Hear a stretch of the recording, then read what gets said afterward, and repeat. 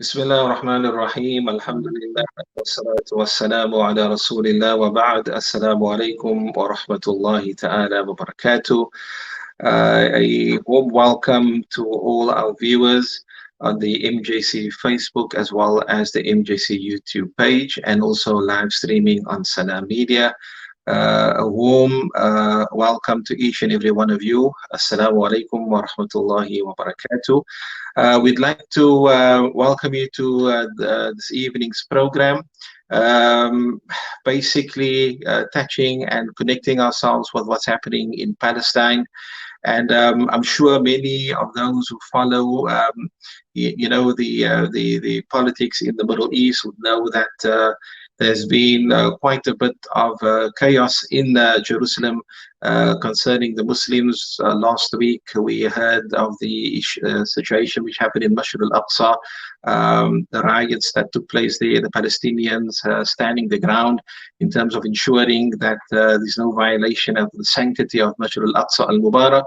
And this evening, we come to you with a very important issue that's currently unfolding in the city of Sheikh Jarrah, Sheikh Jarrah in Palestine, in East Jerusalem, where families have been was on the verge of being evicted from their homes. And alhamdulillah, we do know that, lots of Palestinian activists from amongst the Palestinians, from amongst the, Jewish and all kinds of activists are present in Sheikh Jarrah and, protesting against the planned evacuations, forced evacuations of Palestinian families from their homes. And tonight's program, alhamdulillah, Rabbil Alameen, we're very fortunate to have a group of panelists, inshallah, that will be guiding us, as to what is happening in Palestine currently as we speak. We will be having our host for the program, inshallah, which is Brother Arshad Samodin. Brother Arshad is the coordinator for the Ibadah Lana program run under the auspices of the United Ulama Council of South Africa. And we will also be joined by Brother Abdullah Griffith, who is representing the Friends of Mizan, an advocacy group of legal experts looking at the issues of Palestinians within Palestine that are struggling to have their rights given to them. And we'll also be joined by Brother Saleh Hijazi, who represents Amnesty International. And then also coming to us from Palestine will be Brother Basel Agbaria. He's no stranger to the South African Muslim community. He spent many years in South Africa, in Cape Town, studying at the University of Cape Town, alhamdulillah. So these are our group of panels for our panelists for the discussion tonight, inshallah. And there will be live crossings, getting us some updates as to what's happening in Palestine in the Sheikh Jarrah situation. And we know that this has been coming on for quite a few years already. The Muslim families, the Palestinian families, in Sheikh Jarrah has been fighting to hold on to their homes.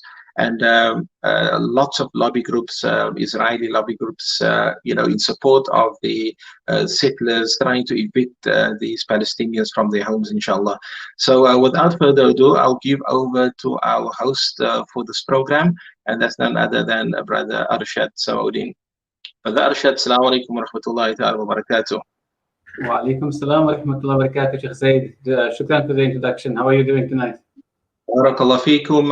Well, alhamdulillah, just very saddened by what is happening currently with our brothers and sisters in Palestine. And I'm sure that, you'll be able to give the viewers some insight as to what's happening there and just understanding the history of actually what is unfolding currently now.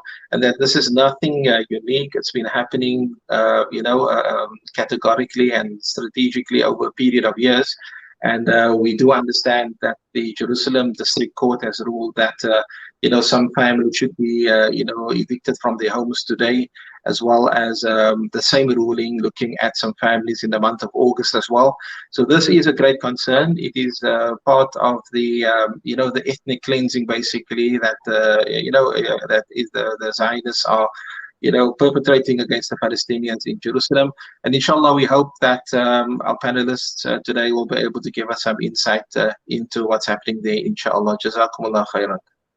Shukran, Sheikh Zaid, for that. We start by saying Bismillahir Rahmanir Rahim. Alhamdulillah wa salatu wa salamu ala Rasulillah sallallahu alayhi wa ala alihi wa sahbihi ajma'in.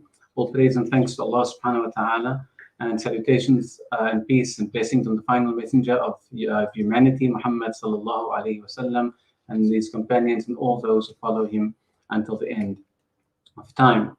And to the viewers tonight, you are watching us via the MJC, the Muslim Judicial Council Facebook page. Some viewers are joining us via the Salam Media channels. And because this is a program also under the auspices of the United Ulama Council of South Africa, because we are in the month of Ramadan, approaching the last 10 nights, the most blessed nights and days, the viewers would have thought that the MJC and also, I mean, we are being hosted as well at the same time by the MJC Youth and Media Department. The viewers could have easily been thought that they are being invited to a spiritual talk tonight. They could have easily thought that all these ulama bodies are calling them to speak to them about how to get closeness to Allah Ta'ala in these blessed nights and days, how to increase the quality of their fasting, some advices and admonitions on how to get the most of the spirituality and the blessings of this month. And even though we are in the best month of the year, the month of Ramadan, approaching the most blessed nights, and even though that is the setting, that is the time, the circumstance that we are faced with tonight and these days is one that is so crucial. Somebody shared with me a few days ago 2 ayahs. He says this Ramadan, for Palestine, 2 ayahs are coming together that are found in different places of the Quran.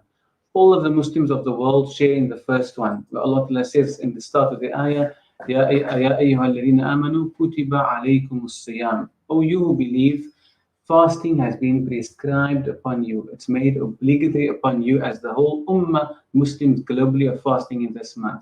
And then he says, but in Palestine, another ayah gets joined to it. It says, Ya ayyuhalladhina amanu kutiba alaykumul qital. That fighting has been prescribed upon you. Not because Muslims love fighting, not because they want to fight, but it is only defending the most basic right that any law under the face of the sun has forever guaranteed until today. That is the freedom of movement, freedom of self-determination, freedom of your own right to your own property that you own and your family, freedom of religion, freedom of going to religious spaces.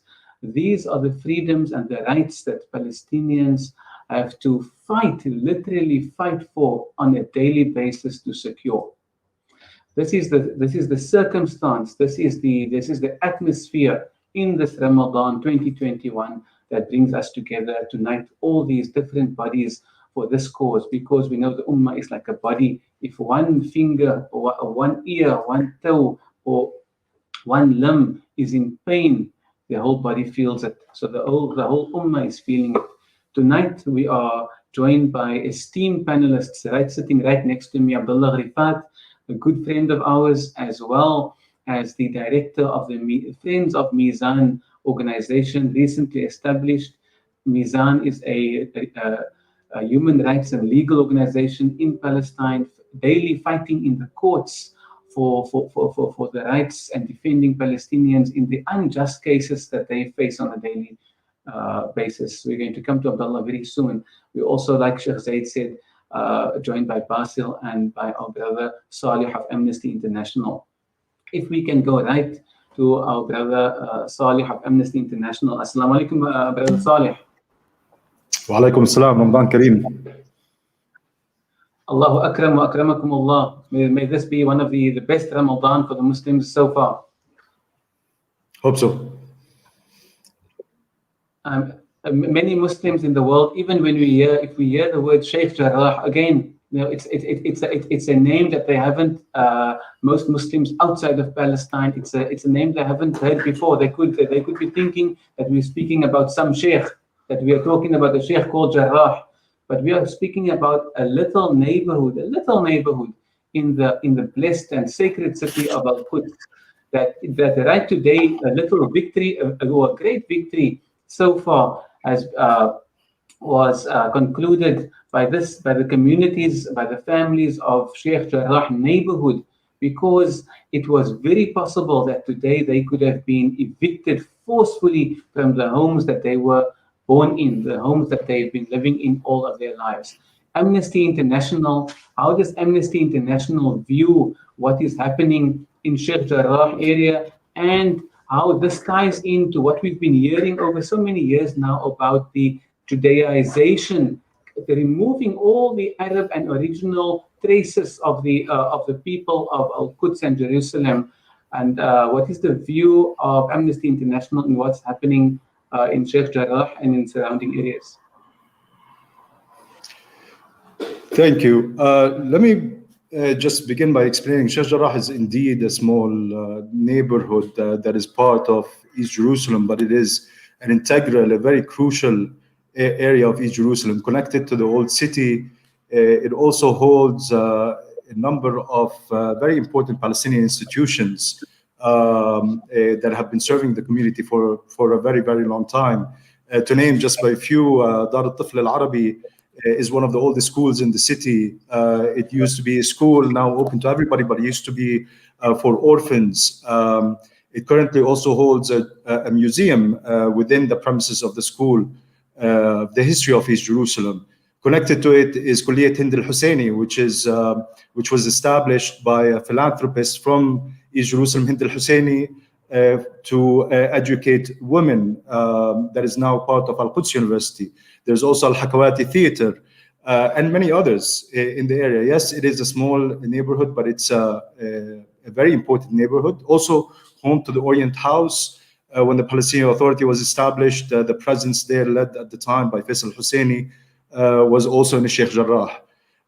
So I'm saying this just to also explain why it is also a major target for what you call, of course, the Judaization of Palestinian lands, and particularly Jerusalem.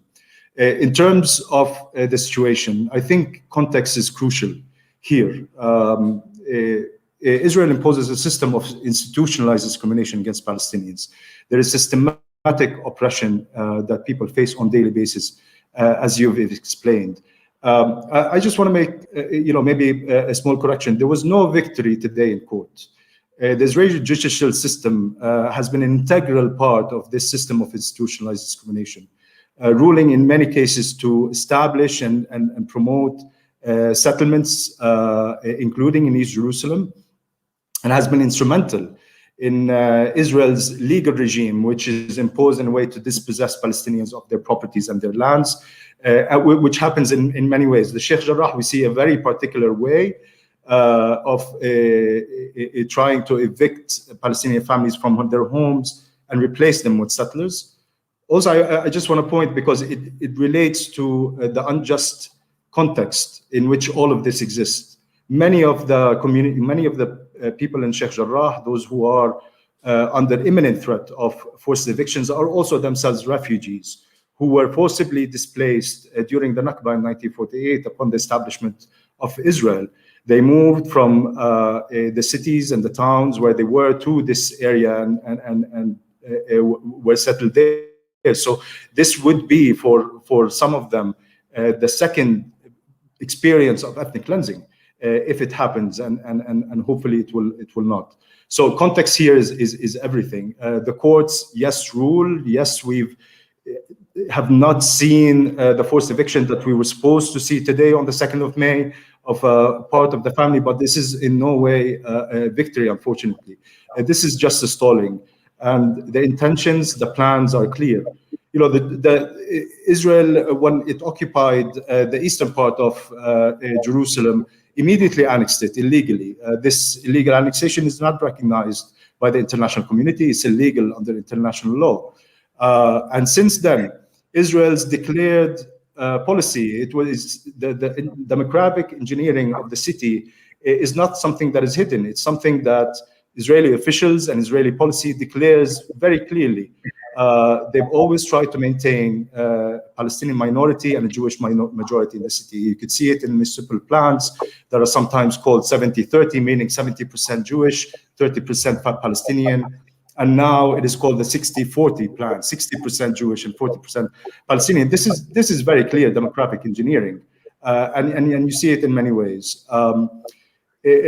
I also want to point this forced eviction that is supported by settler organizations that are funded by outside, including from groups in the United States, is just one way of the forced displacement that Palestinians in eastern part of the city are facing. There's home demolitions, the creation of coercive environments whereby people cannot build or live in a comfortable environment, pushing them basically to leave, not giving planning or building permits, and residency revocation.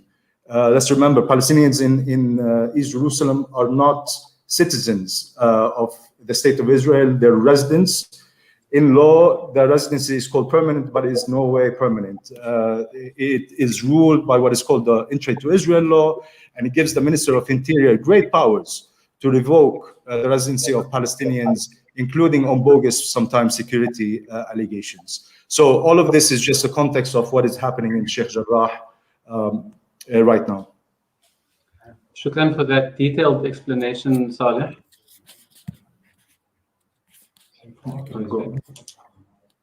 This is it. Okay. Shukran for that detailed explanation, Saleh. And as you were saying, and as you explained to us, what is happening in that little neighborhood represents the policies of the racist state of Israel that permeates every facet of life in the extremist or racist state in every city, and trying to make life so difficult for Palestinians no matter where in the state they live. Basel, I would like to ask you a question. Having studied in South Africa, being back in Palestine, being an activist on the ground, why does it seem, and these neighborhoods, as we know, once upon a time completely Arab neighborhoods, and now they are trying to change the demographics on the ground. Does it seem that the state, this illegal state of Israel, is trying to drive all Palestinians out of their homes in these towns? Are they trying to totally remove Palestinians from these towns? I think Basil is on. Is Basil with us?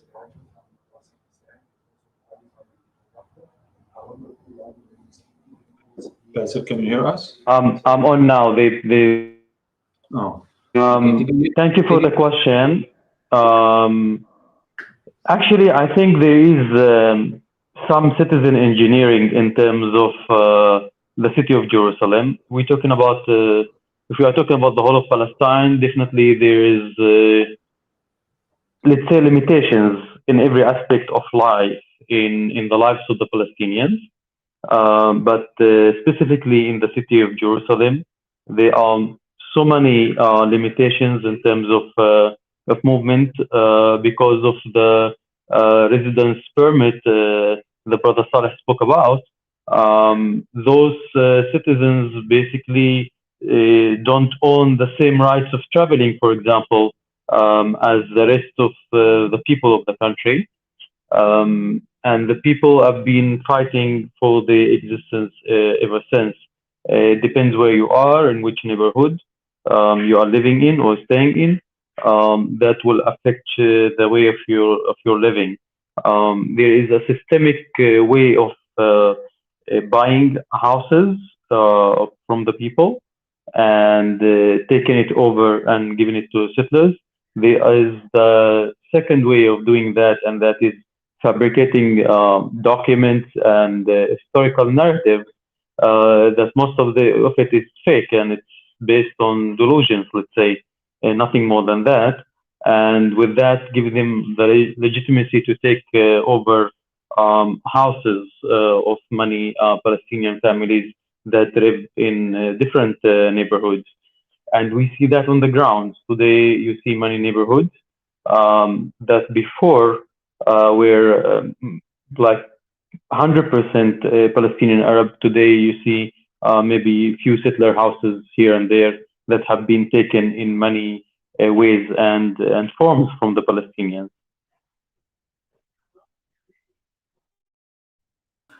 Because one would think that this racist illegal state, having taken so much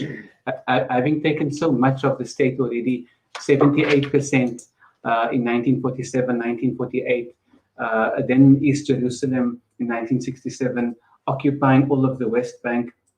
You would think that they would have had enough for their people, as they call it, bringing these settlers from all over the world.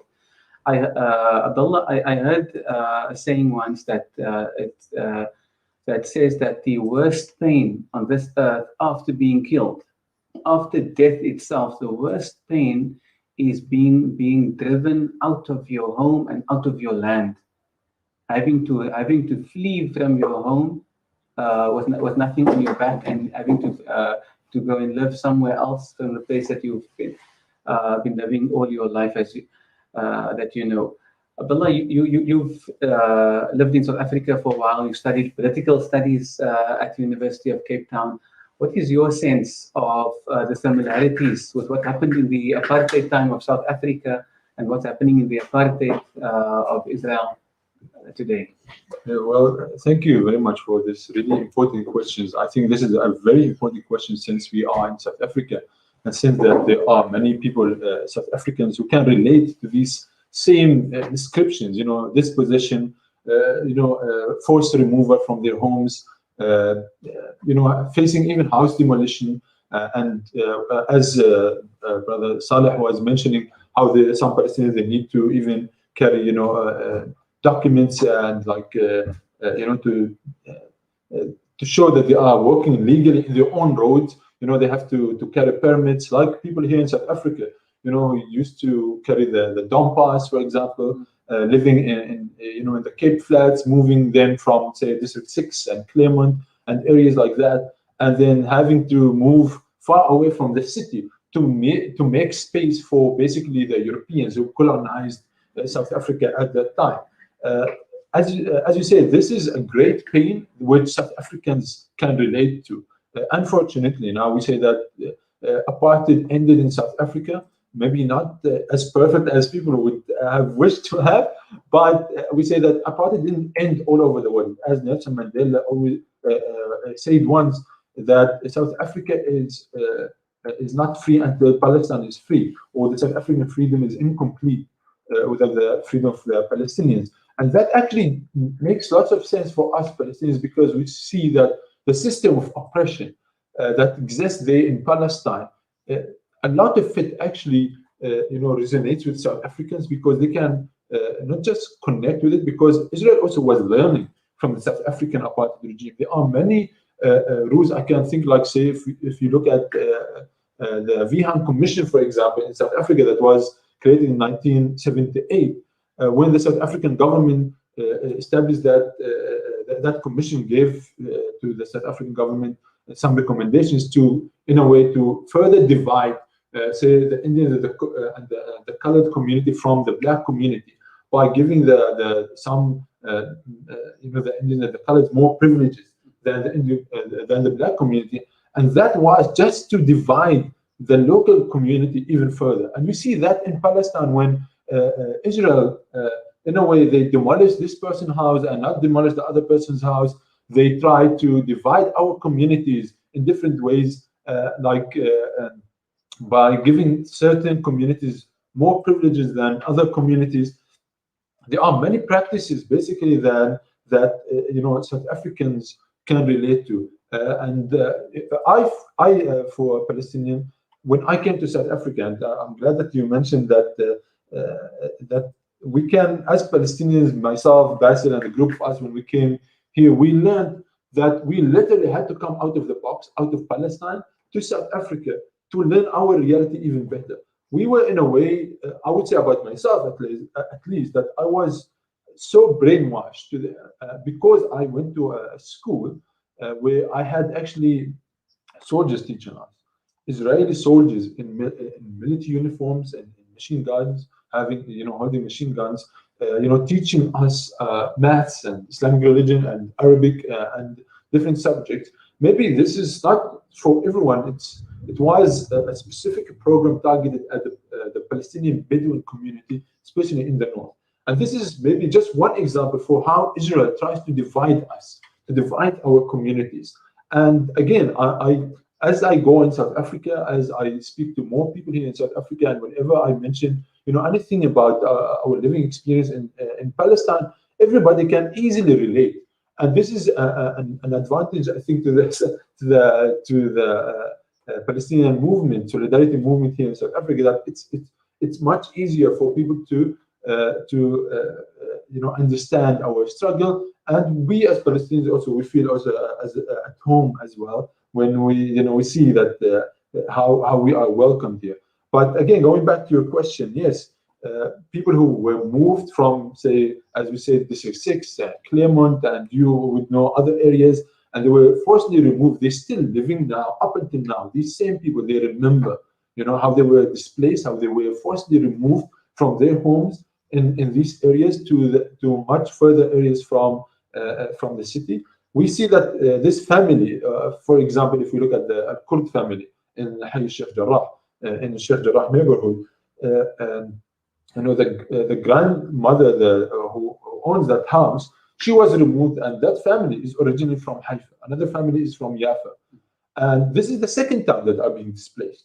So displacement is now, Israel wants to make it like a normal thing, that we get used to being displaced from one place to another as if we are objects. Even internally. Even internally, definitely. 2/3 of the Palestinian population was ethnically cleansed or was displaced in 1948. And Israel was, as you said, that wasn't enough for them. So they went further, and they are now occupied, Jerusalem in 1967, and they are targeting those who were displaced in the first place by the Israeli criminal gangsters that were, that occupied our land that time. Yeah, it seems because this apartheid state was built on oppression. It was built on war against largely defenseless, innocent people, and that is the way it seems it is maintaining itself through expansionist colonial settler policies and through war. And that is why even the attack on Sheikh Jarrah neighborhood, it's part of that war. Evicting one family, evicting just one, the Kurd family, the Ghawi family, evicting every one family, it's a war on the Palestinian people. I would like to bring Saleh Hijazi in again, and are we hearing enough from organizations like Amnesty International on a global scale about what is happening in Palestine, or is it a case of there is so much instability, so many fires all over the world, that the case of Palestine is just not on the list of or the first priority, even though it should be for any freedom-loving person in the world. Anyone who knows that injustice everywhere is a threat to justice anywhere in the world. Is it the case that there's so much instability that people cannot focus on what is happening in Palestine? What is the role, Saleh, of other organizations like Amnesty International to bring to the fore, to the awareness and to the eyes and to the consciousness of people all around the world of what's happening? Indeed, I mean, this is what an international human rights organization should do, is to document and cover the truth and report on it, and try then to push for a change through either law or policy. But let me just here say that international organizations like Amnesty and others, whether human rights or humanitarian, are really led by brilliant human rights defenders, Palestinian, who are on the ground in organizations like in Mizan, for example, Al-Haq and others, who are really leading the way and do not leave one door that they do not knock, whether it is at the UN level, reporting to the UN Human Rights Council, the special rapporteurs, or, for example, submitting to the International Criminal Court. To answer your question, yes, indeed. I mean, the Palestinian issue has come down on the media, let's say, agenda because of the war-torn region, the conflicts that are just perpetuating around. That said, I don't think it is just that that is allowing for this injustice to continue. There is a hypocrisy when it comes to the world powers, particularly the West, when it comes to situations like Palestine, or particularly Palestine. I'll give you the example of the International Criminal Court. Palestinian human rights organizations have fought for a long time for the ICC to open an investigation into the situation of PT, and that was after Palestine as a state was admitted as a member, and therefore the Rome Statute, which is the governing law of the International Criminal Court, would apply to the occupied Palestinian territories. There was a long time of a preliminary examination that was then concluded, and the Office of the Prosecutor has recommended that an investigation to be open. A pre-trial chamber has looked into the issue of jurisdiction and decided that, yes, there is jurisdiction of the ICC over the occupied Palestinian territories. And immediately after that, and around the time when the investigation was actually open, you see countries like Germany, Canada, Australia come and say that the ICC's jurisdiction, which they support and they are members of, do not apply to this particular situation. Those who defended the ICC when it came to other contexts are right now acting in very hypocritically and saying it does not in this instance. So there is an issue of politics here that is at play. There's an issue of hypocrisy, and I think that is as well as the injustice and the systematic human rights violations that are taking place on a daily basis on the ground in occupied Palestine. There should also be an exposing of the hypocrisy of these world powers. Those who espouse international law, justice, and human rights in their foreign policy, and particularly the Europeans, should also act on what they preach when it comes to any situation, and not only Palestine. But the hypocrisy is revealed when it comes to this particular context. So I believe this is a major factor for why we see a continuation of the situation like this, and actually a perpetuation of it. 2020 has seen one of the highest rates of home demolition by Israel against Palestinian homes in the occupied Palestinian territories. Over the last few years, in 2014, there was what would arguably be the largest war that was launched on Gaza with massive devastation and destruction, which was not very long ago. So this perpetuation of the systematic human rights violation is precisely because Israel does not feel that it is paying any price for what it's doing. It is doing that sometimes with a reward. Unfortunately, what we've seen during the Trump administration, where they were rewarded with illegal recognition of Jerusalem as a capital, or of the annexation of the occupied Golan Heights and others. So this is part of what needs to change. And I believe South Africa plays an important role and can play also a more important role in pushing on the international arena to make Israel accountable for these violations under international law, to have Israel pay a price for when it commits human rights violations continuously.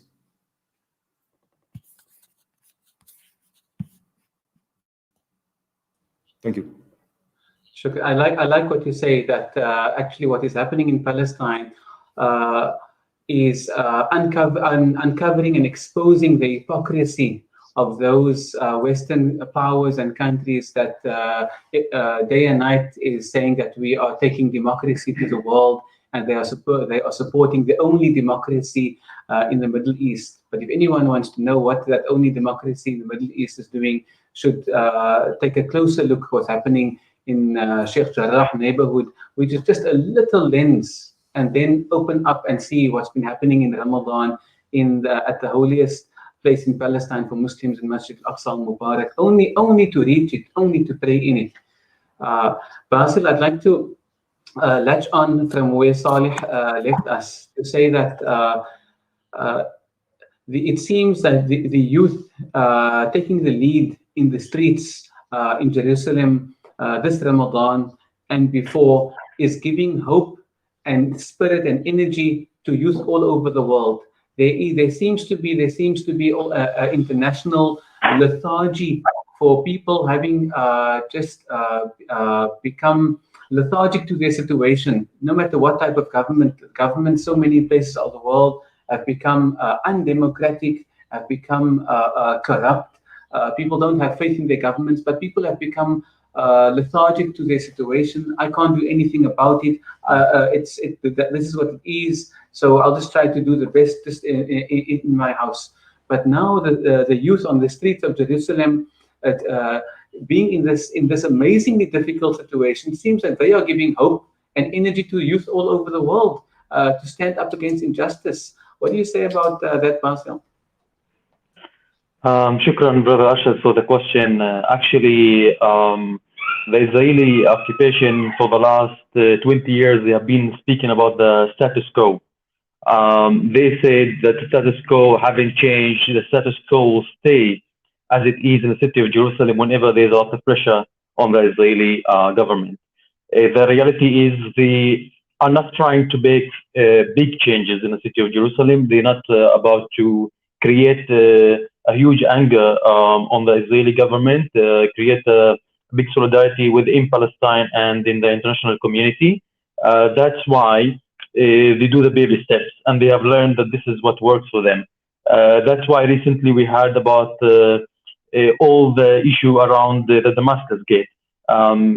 In day or night, the Israeli government decided that the people after Taraweeh used to sit on the stairs of Damascus Gate. It's almost a tradition in Jerusalem. They have decided that they should put certain checkpoints between those stairs and not allow the Palestinians to be there present after Taraweeh. Basically, make Jerusalem absent of its Islamic Arabic heritage.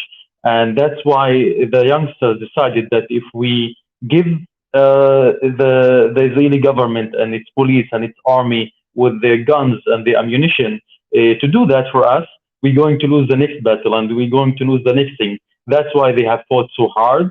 That's why when they fought so hard, and after the Israeli government with its armies and its police have learned that those people are strong on their beliefs and firm that they want back what they belong to them, they started discussing with them. And even in one of the videos, you see one of the army members talking to the youngsters, and he said, okay, let's make peace, keep the situation quiet.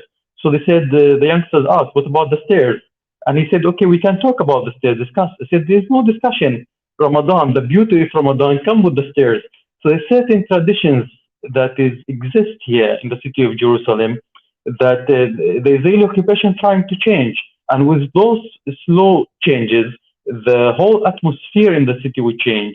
That's why they try to take one house at a time. And that's what I said today, that when they take one house in one neighborhood, in the Arab neighborhood, the whole life of the whole neighborhood changes. It's not about only that one house that is being taken from the Palestinians. It is the police that is present there 24 hours to protect this one family of settlers. That makes the lives of other people in the whole neighborhood as hell, because they know that police exists there only to protect the settlers, not anyone else. So if the settlers harass your family or your children or beat them up, or even at the point where they burn the child, which is Abu Khadir is a live example for us. That's something that this drastic could happen. And you know that this police and this government and this institution are not there to protect you.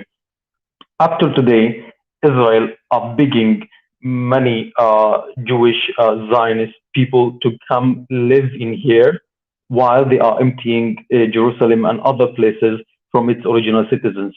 They have a democracy. It only works for one group of people. If you are Jewish, you are Zionist in your core, you get anything you want from this country. If you are not, you are Arab, you are Palestinian, you want to exist on your land, you are not allowed to. There is no democracy to protect you. You have no rights, and we know that. We feel it in our daily lives. We see it now in the Sheikh Jarrah neighborhood. We see it in Al Asawiya, for example, neighborhood, which is surrounded by 2 checkpoints of police. We know that we see it every day in the lives of the Palestinians, and in Jerusalem, it's seen as clear as day. Yes, it seems like you say that Masjid Al-Aqsa Al-Mubarak is and will stay a red line for those in the front line, in those neighborhoods like Al-Aisawiyya, Sur Bahir, Sheikh Jarrah neighborhood, that are defending it with their lives. We saw that video that came out after Jumu'ah, the Muslims that prayed at Masjid Al-Aqsa saying that we swear to Allah Ta'ala that we will defend Masjid Al-Aqsa Al-Mubarak. It seems like Masjid Al-Aqsa Al-Mubarak will stay that red line, and Muslims all over the world, when their sanctity is attacked, is threatened, they stand up, and that is why the Muslims are keen to know what is happening. At the same time, we have to admit it is a case that with so much misinformation, disinformation, it could be difficult to find what's happening.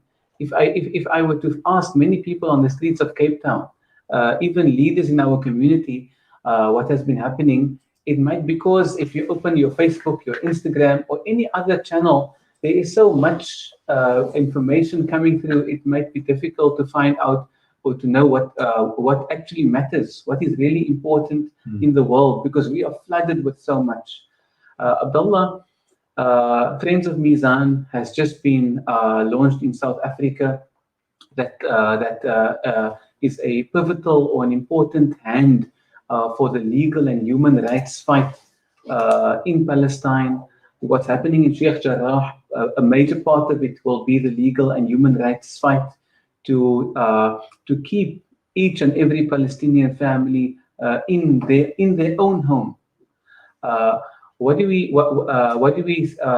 your message for South Africans in support of Friends of Mizan, of the legal and human rights struggle for Palestinians in Sheikh Jarrah, for example, and in Palestine in general? Yes, definitely. And maybe before I ask for what is the support that Palestinians can take, I would like also to highlight go back to the question that you asked to Basel about the role of the youth and what can they play. I would say that, especially in Palestine and what we see in Jerusalem, that this is not the first time that the youth actually rise and manage to stop the Israeli army. You know, Israel is so proud of its militant power and how vicious it can be. And as Saleh mentioned earlier about the war, that the attacks on Gaza and killing like thousands of people in such a short time. Yet the Palestinian youth, I would say mainly, they managed to stop many Israeli plans. We see now in the past 2 weeks, I would say, how they stopped, the Israeli settlers and the security forces in outside of the Damascus Gate. But if we go back to a few years back as well, when Israel wanted to install some metal gates as well outside of Masjid Al-Aqsa, to also youth from all over, from Jerusalem and from the 48 areas, from West Bank, they literally marched to Jerusalem, and they managed to stop them. Before that, there was the Proverb plan.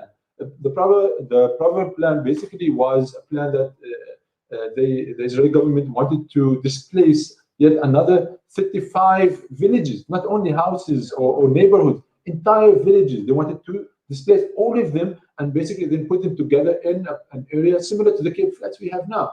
And they literally were leaving them in shacks as well. So, and who managed to stop that? It was the youth again, you see.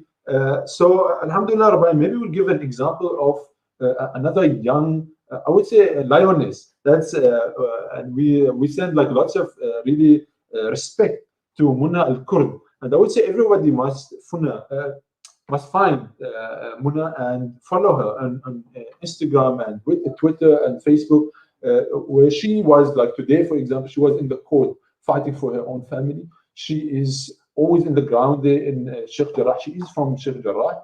She and her brother, also Muhammad al-Kurd, are fighting. There was a video that went viral of Muna speaking to the settler who is occupying their house, or part of their house, a unit that her father built for them to live in, that was occupied by the settlers in 2009, where she tells him, "But you are stealing my house." And the settler replies to her and says, "If I don't steal the house, someone else will steal it."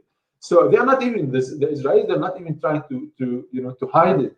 But our youth are standing their ground, and they are fighting, as you mentioned earlier. We are fighting there, with all the means that we have. And our youth, I would say that it's a good sign that, alhamdulillah, we don't bank. Maybe I would also even go back to the question you asked to Saleh earlier about the international community.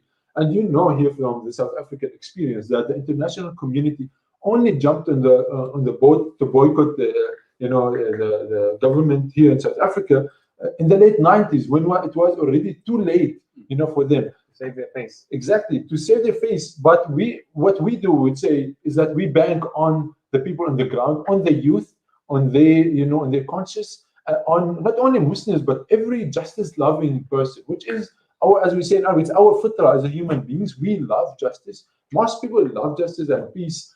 But it's unfortunately, it's the world that the capitalist world, I would say, that we live in, forces people to be individualistic and to be to be selfish and stuff like that. So we'd say that we bank on the masses, and mainly on the youth who are fed up of this what's happening. And maybe I will even go back a little bit further to the Arab Spring that was led by the youth as well. And I would say that the Arab Spring gave lots of, I would say, hope, despite everything that happened after that, all the betrayal and maybe all the pain that we felt. But it showed us that the youth can move mountains if they want, And that's why we say the Palestinian youth, we bank on them. We don't bank on anyone else. We bank on, the international solidarity movements to put pressure from external pressure on the state of Israel and the apartheid state of Israel. And we bank on our youth on the ground to make the change. So, going back now to Mizan and friends of Mizan, Israel will arrest many of these youngsters who would go and protest and fight and stuff like that on the ground against, the militant Israeli security. Yeah. And they need lawyers to now go and defend them in the courts and, to bail them and whatever.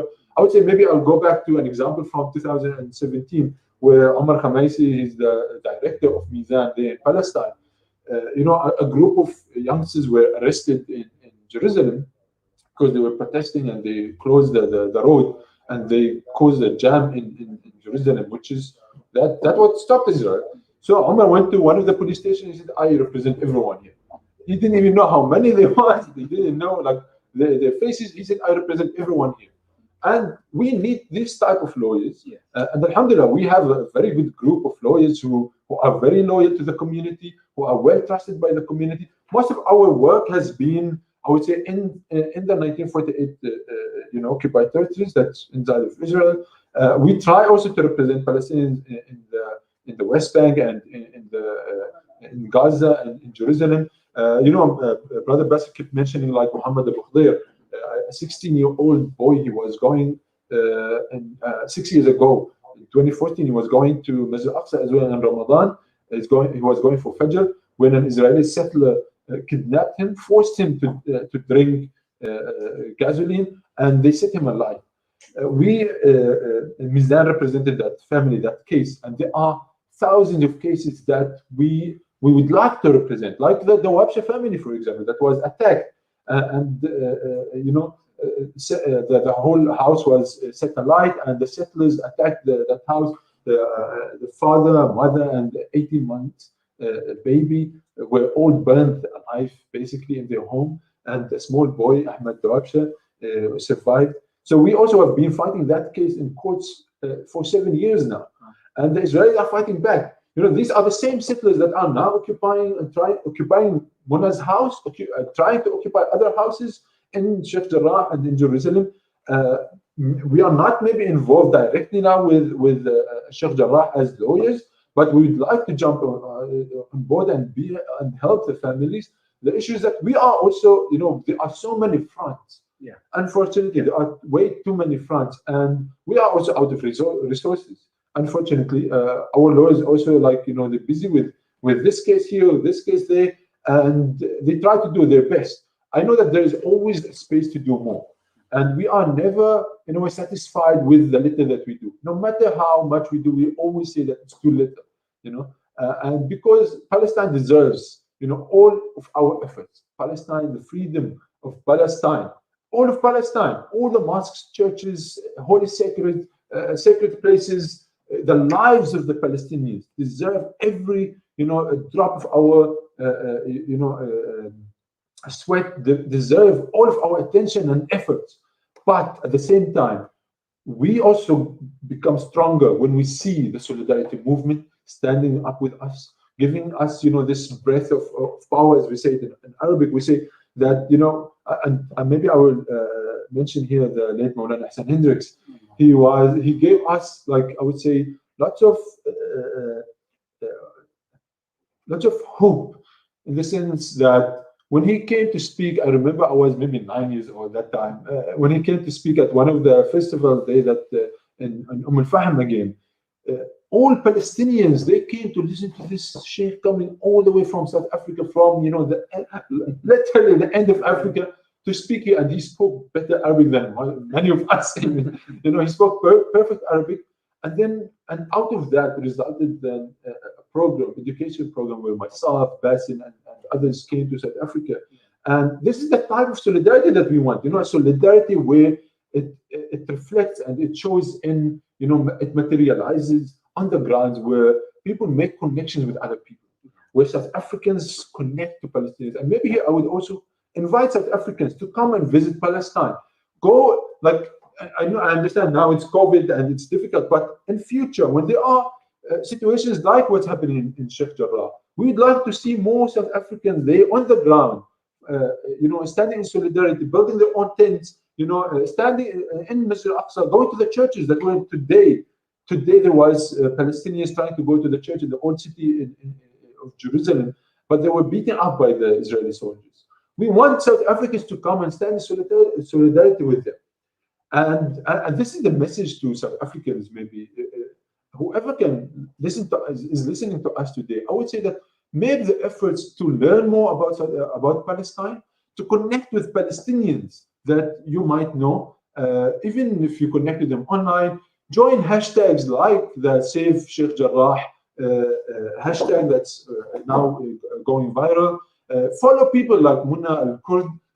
Watch what Amnesty International, is producing, and follow, and visit Masjid al-Aqsa, visit Jerusalem, visit the churches in Palestine, visit the houses that are being, under threat now of being either demolished or being, forcibly evacuated, or where people are forced to leave their houses, and be with the people. Yeah. And try to be part of this initiative to build a united front against injustice, against Zionism, against colonialism, because that, at the end of the day, what makes the difference is people coming together. The mass mobilization that happens, globally and locally, I would say, is what we want. That is what will make the difference at the end of the day. And the South Africans would know this because they have experienced it. All South Africans, they know when they went toying in the ground. That's what brought apartheid to its knees, and that's what we want to do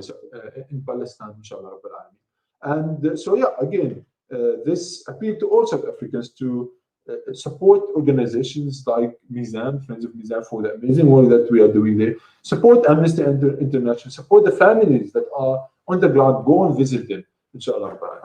I like so many points that you said, Abdullah. I'll maybe just latch on one or two.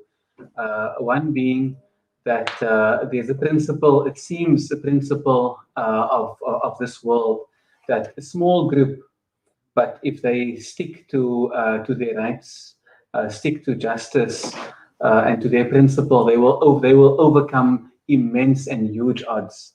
South Africa during apartheid was supported by the world powers, the UK and Britain, the European powers, and America, and all these great powers until the end, as we said earlier. But South Africans overcame all those odds. They overcame all of it, and those Western powers that today is supporting the racist and illegal occupier state of Israel.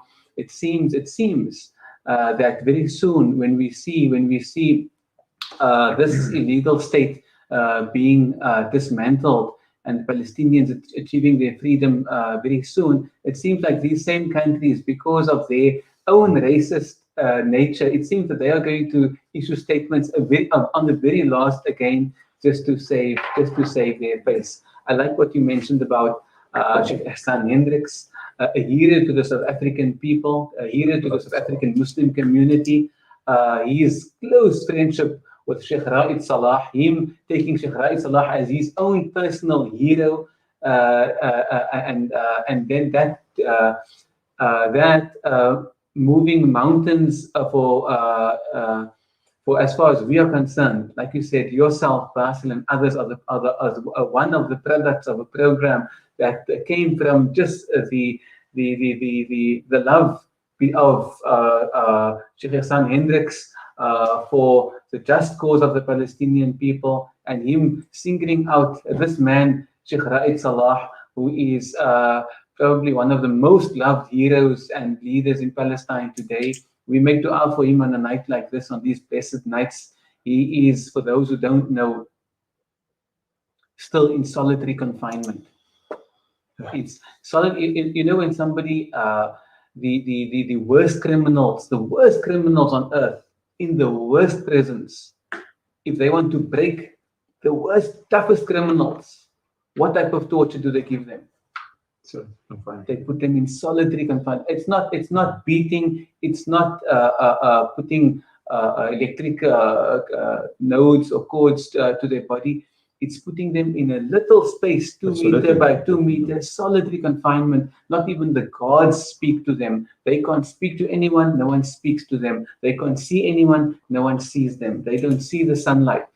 This has proven to break many people in the past. We ask at this night, in these blessed nights, we ask Allah to protect Sheikh Raed Salah, for him to be released very soon, and the thousands of Palestinians that are held unjustly and illegally. I read recently, Abdullah, that we have a youth that was in the last Intifada al-Aqsa, 2001, that was arrested because they threw a stone. They left their classroom. They were 14 years old, 14, 15, 16. They were picked up. Today is 2021, 20 years later. That 14-year-old has become a man in jail, and he's 34 years old. I read one case, the boy had a Game Boy. I don't know who of our viewers remembers the Game Boy console, that little console with those small games on it. He has it with him for the last 20 years because he was playing with that Game Boy when he was 14 years old and he was picked up. This is the illegal, barbaric, so-called democratic, dehumanizing the Palestinians. That's the main thing. That's I'm sorry to cut you. Trying to crush every ounce of possibility. Yes. That's a colonial rule. I'm sorry also to cut you. That's a colonial strategy that has been there since colonialism started. You know, if you look at Africa, for example, when the Europeans came to colonize Africa, they came with this mentality that Africans are beasts. They don't deserve, the living. To live as humans, and this, unfortunately, this is the same mentality that we are facing in Palestine. It is colonialism. Sometimes people would like to paint it with other brushes, to say that it's a Muslim versus Jewish, conflict, but it's not. It's not a Muslim. It's for justice. It's justice against injustice. That's it. I would say, and that is the main thing that we have there in Palestine. And again, the international community, if they read about this, they will know the reality. But unfortunately, there are many countries, as you said, the imperial powers. They are not interested because Israel for them represents, their own powers in the Middle East and protects their own selfish interests. Exactly. Yeah, and again, I mean, I quote one of the famous Palestinian leaders. He said, if it was my own brother, if it was my own cousins coming to occupy my house, I would have fought him. If it was my own family coming to, I would have fought them. So it's not about, we are not fighting the Jews because they are Jews, but we are fighting them because they are killing us. We are fighting them because they are taking our land. They are taking our homes. We move back to Palestine, to Basel. We are probably in the last few minutes going to wrap up our program, the special program brought to you by many ulama bodies, United Ulama Council of South Africa, the MJC, Friends of Mizan. Basel, being on the ground, a youth activist, we were going to ask you to give some final comments, a message of hope from a young man sitting in Al-Quds tonight, not only to the Palestinian youth, but to youth in South Africa and all over the world. How do you see what is coming? How close should we be watching what's happening in Al-Quds, in Sheikh Jarrah, in other areas? Give us a message of hope, Basel. First of all, let's talk about where we're heading and what does the court decision means today. So the evacuation was delayed up till the 6th of May. The Israeli court said that the families should try and reach a settlement between them and the settlers. And if they succeed to do that, then basically the case will be closed. The settlers have offered the families to choose one member of the family. It doesn't matter how young he is, and he would be given a contract of renting that place until that person dies. Then they take the house. That means two things. If they don't accept the decision, the settlers will come on top, say we were the right people. We gave you a chance to take this house for another 70 or 100 years, but you didn't take it. So the court gave it to us. So we have the higher moral ground, which is psychological warfare, I think. The next one is if they decide to take it, and maybe they will have the house for another 7 or 100 years, then the settlers will have a full legitimate claim in the court for them to take the house. You would see from this move that they are not in a hurry to take any houses right now. They looked at the next, not these 3 houses or 5 houses, but they looked at the 28 houses in the neighborhood. They look at the whole of Sheikh Jarrah. They are looking at the whole of Jerusalem. We're talking about many properties that have the same implications.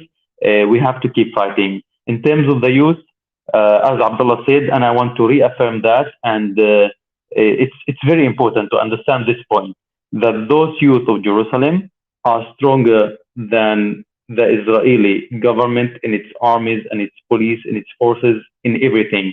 In every decision they have decided to implement in force, the fight that these youngsters have put through, they couldn't stand with it. So those youngsters are the ones who write the history in Jerusalem. Those youngsters are the ones who decide what happens in Jerusalem.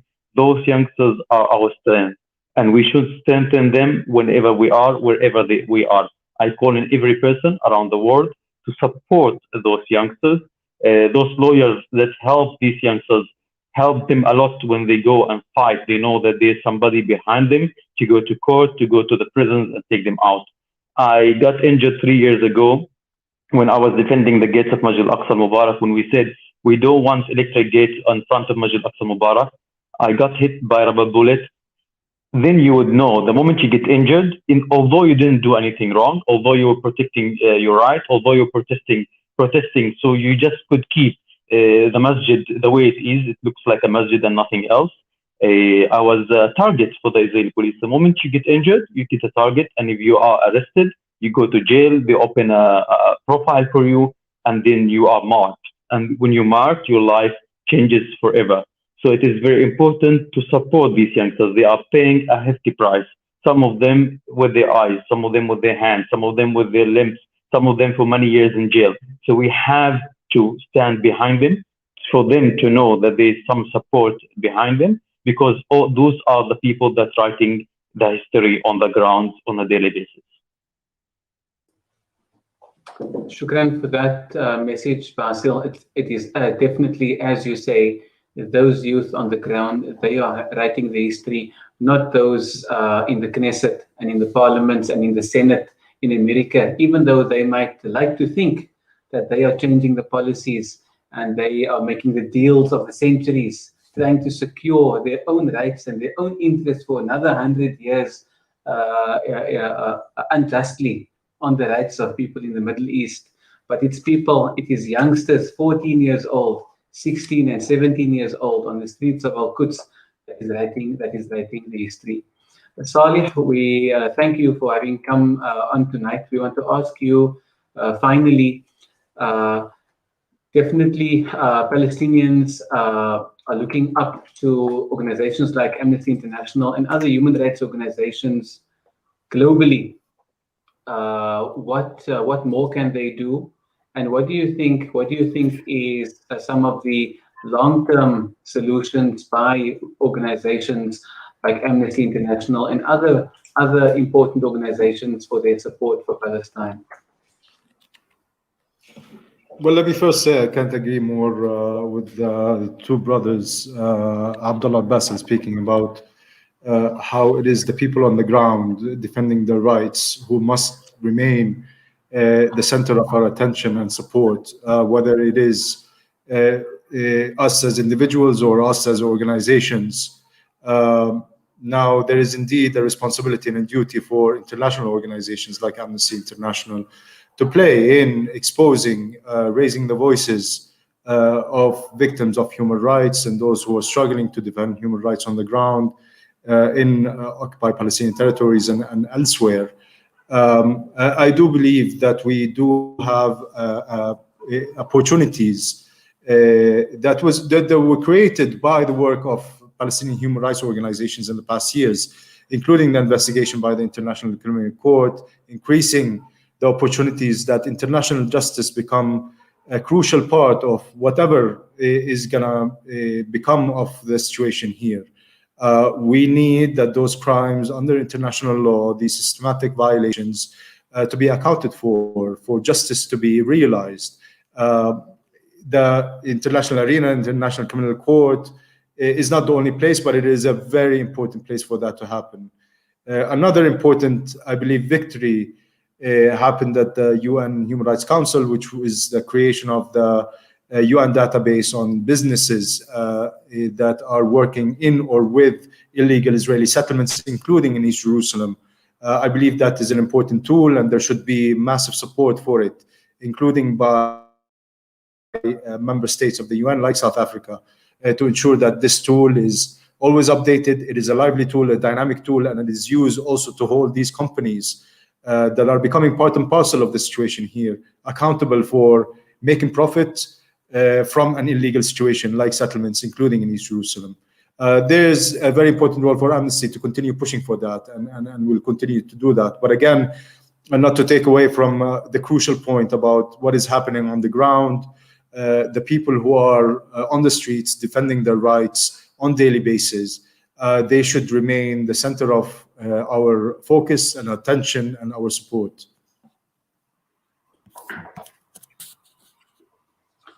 We say Jazakumullah khairan to Saleh Hijazi for having linked up with us live from Palestine tonight from Amnesty International. This is an organization and a person that we would like to link up with more often.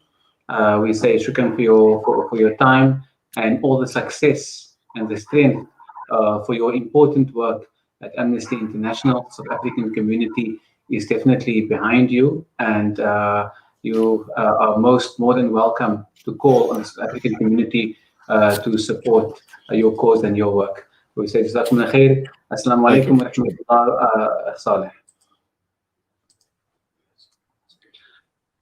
And we would also like to thank our dear brother Basel Agbaria. We have seen him in Cape Town a few years ago.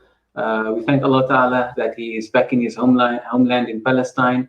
And we ask Allah Ta'ala that all those Palestinians that are in the diaspora for so many years all over the world, and those that are, as Allah mentioned to us, that are internally displaced, that the day soon will come that they can return. We are on a few days away from Eid.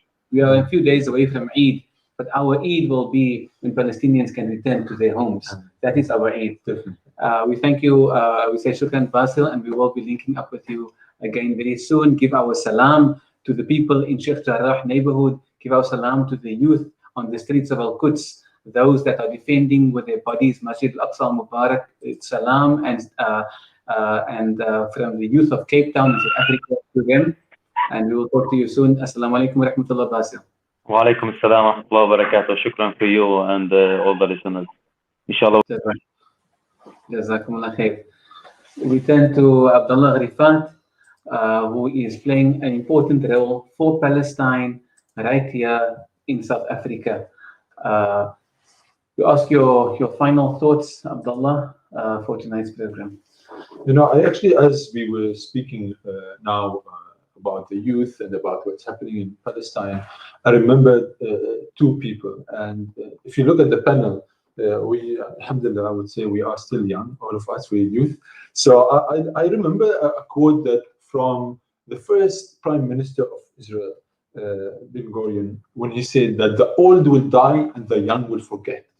And we are proving to him that he's wrong. And I hope he's like now turning in his grave, thinking that, I'm burning, in his grave, knowing that he's failed, his mission and his vision has failed.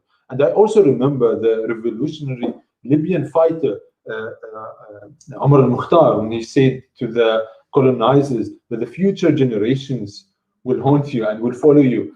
And this is the message to everybody, to all the justice and peace-loving people, that we are the people of haqq, we are the people of truth, and we are the ones who should never give up. The people of Batil, the people who are on the wrong side, they are so determined to do the wrong thing. Yet we are the people who are on the right side. We are the ones who should speak with more authority, with more strength, and with more power. And I would say that everyone, don't be shy about voicing your opinion, supporting groups like the Palestinian Solidarity Movement across the world, whether it's here in South Africa, any group that you feel more comfortable in following. I would say join that group and be there for go to Palestine, visit Palestine, because you are on the right side. You are on the side of justice, and this is something that you need to be proud of. Walk around, wherever you are with your head high in the sky and say that I do support this, this cause, and I'm not apologetic about it. I mean, I look at the Israelis; they're so unashamed about how they are proud of killing Palestinian kids, and they walk around as if they are right about what they do. And I just feel like, where the hell do you get this confidence about about your arrogance, about all of that injustice that you support, and they know that they are wrong, yet they are proud of that. I would say that the people who support Palestine and support all the justice, just causes around the world, but don't be shy about that. I would say that then, be the leaders of your own community as well, especially people who have that dignity, and they are the ones who should be leading their own communities. Right? I would say the young people today, build yourself with the intention, with the niyyah, that you will be, leading your community wherever you are, the organization, the small community, the municipality, the state where you are. Say that I want to become a leader so I can contribute to the country. I want to be the head of this company that I'm at, or the civil society organization that I follow, or whatever, with the intention that you want to build a nation, an ummah for the future. That each one of us, we support each other in our, going forward with this quest for justice. And if we, the people who have this, these moralities and this, conscious about, making a world a better one, if we don't come together, if we don't, fight for our rights, for the rights of those oppressed, where would change come from? We can't wait for something to come from the external world, from Mars or whatever it is, because America will invade it. So we need to make it here, in our communities. We need to make the change on the ground. So I would say people need to continue learning about the struggles, like the struggle of Palestine, and the learning process. I would say part of it, and I really emphasize on visiting Palestine. For me, it's a very important point, because then South Africans, at the end of the day, they are free now, and their government will support them if they get into any trouble. Our lawyers are there for you as well, but inshallah, you will not get into trouble. But go and experience some of what the Palestinians are experiencing, and come back and become an ambassador to Palestine in your own community, and lead your own community, and don't be shy about standing on the side of justice and freedom struggle. Shukran. That is a very important message, and South Africans are going to take that up, inshallah, as soon as the movement, the international movement eases. People would love to travel all over the world, but now we are asking people, don't just choose to go anywhere. Make it meaningful. One of the meaningful places you can visit to make your life a better one is to go to Palestine. South Africans were yearning, our parents' generation, for people to support us in the time of apartheid, in the time of our need.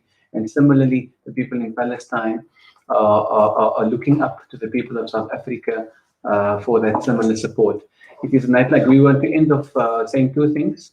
And because a lot was said about support, so the United Ulama Council of South Africa is supporting a special program to directly support the youth and the people of Al-Quds and Masjid Al-Aqsa Al-Mubarak. All of this, there was a campaign to support it. There is a special Waqf project to sustain perpetual income to assist the activities and the upkeep of Masjid Al-Aqsa Al-Mubarak and those surrounding and defending Masjid Al-Aqsa Al-Mubarak.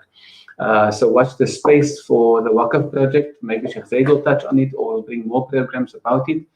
And then maybe one ayah in the Quran that sums up so much of what we were saying. And before I say that ayah, when you speak about Mizan and friends of Mizan, it makes us think of the people like Judge Siraj Desai, who was defending those who were in the forefront in the apartheid struggle. It makes us think of the Imam Abdullah Haruns that were from the ulama, but were on the ground and fighting against the apartheid struggle, and those that were assisting them on the ground, of families and people. These are our heroes of South Africa. So they are definitely, like Abdullah says, they are heroes all around us, in our neighborhoods, in our streets, in our families. Look up to those heroes around us for us all to make the world a better place. The ayah that I'm thinking of is where Allah says, بعد أعوذ بالله من الشيطان الرجيم يا أهل الكتاب لما تكتمون الحق بالباطل وتعلمون الحق وأنتم تعلمون. يا أهل الكتاب لما تكتمون, O people of the book, and we are dealing with the people of the book, why do you cover the truth with falsehood? Why do you cover the truth with falsehood, and you know the truth and you know it? Similarly, the information about Sheikh Jarrah, information of Palestine, they are trying to cover it with a lot of falsehoods. They are trying to make us difficult to find it. But we tell the viewers that the truth will always be in supply, even if you have to go and search for it, even if you have to go and look for it. Like tonight we were saying, follow Muna Al-Kurd on Instagram, because she's coming to you directly live from Sheikh Jarrah. So you need to go and search for the truth. They are trying to cover the truth with lots of falsehood. We need to search for the truth. We say shukran for the Salam Media, the MJC Media Department, for making this collaboration tonight possible. And we are going to hand over to Sheikh Said Dante, the Secretary General of the Muslim Judicial Council, for perhaps a final word or a final dua. Jazakumullah khair. Wassalamu alaikum wa rahmatullahi ta'ala wa barakatuh. Jazakallah khairan to our esteemed brother Arshad Samaudin, as well as brother Abdullah Grifat. And a big shukran to Basel Agbaria, as well as our brother from the Amnesty International. I think it's important that we, in an attempt to bring about awareness on the Palestinian issue, that we share these programs with the community. I mean, we've seen in our own context how important it was for the people to rise, for there to be a united stand against injustice. And I think what is perpetuated in Israel, the Palestinian people, is a systematic, approach of, completely, removing Palestinians from their homeland, and trying to make their land, into, what it is not. And I think as South Africans, we know exactly what that is all about, and the emphasis that Brother Abdullah placed on that, is so important. And I think all our panelists tonight, alhamdulillah, gave us some good insight into what is currently happening and the history behind that. And I think, inshallah, the emphasis on the youth is important. There's so many instances in history where youth played a very important role in being a catalyst for change. And this is what we're looking for the South African youth. When Brother Abdullah mentioned Maulana Ihsan Hendricks, rahimahullah, it was his vision to be part of the process where we brought Palestinian youth, out of Palestine, out of, that oppression, and allowing them to get an education. And Abdullah is one of the products, as well as Basel and many other.